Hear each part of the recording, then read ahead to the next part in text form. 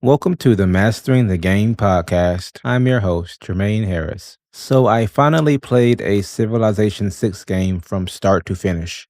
I bought the game a few years ago when it was on discount and never got around to playing it for that long. As someone who was introduced to the Civilization series with Civilization 5, I was initially excited to see Civ 6 come out, but I wasn't sure if it would be too different from the first game. Although I initially didn't like the animation style and color scheme of Civ 6 compared to Civ 5, after playing it for a few hours, I don't think that it's really that bad. However, there are a couple of major things that I don't like about Civ 6. The biggest issue is that it feels like there are too many things happening at once. Civ 5 can get pretty hectic at times, especially toward the end of the game when you have lots of units and you're trying to have your last push toward whatever victory type you're going for. But with Civ 6, it feels like that complexity happens from the start. I played this match on the beginner setting to start getting my footing about how the game works, and it was pretty overwhelming to figure out what exactly needs to happen. If you've played Civilization 5 before, then you're familiar with the advisor feature, where the game will provide you with insight about things going on around the world and in your cities that are designed to help you do better. Seeing all of those messages definitely added to the stress of playing the game, but that was an expected part of it. The biggest stressor for me was figuring out the district system and learning how to balance building districts and growing my population size and city.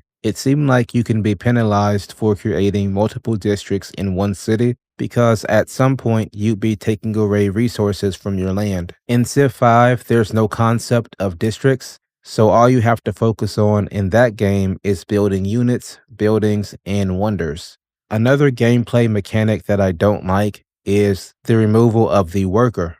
Instead of having a worker that you can automate, in Civ 6, there's a builder that you have to manually deal with, and it was tough for me to figure out how to best use that builder. At some point, I stopped caring about creating builders because I couldn't figure out a good way to manage them. Going into the Civ 6 match that I recently finished, I knew that I probably wouldn't master every single mechanic in the game, but I did hope that more of the game would be fairly intuitive, so I want to keep playing it over time. But I don't foresee myself playing Civ 6 again anytime soon. The in-game UI feels too cluttered, and it also seems like there are too many mechanics going on at once. Maybe someday I'll decide to pick up Civ 6 again, but for now, I don't foresee myself playing Civ 6 again in the near future. Let me know if you've played either Civ 5 or Civ 6. Thanks for listening.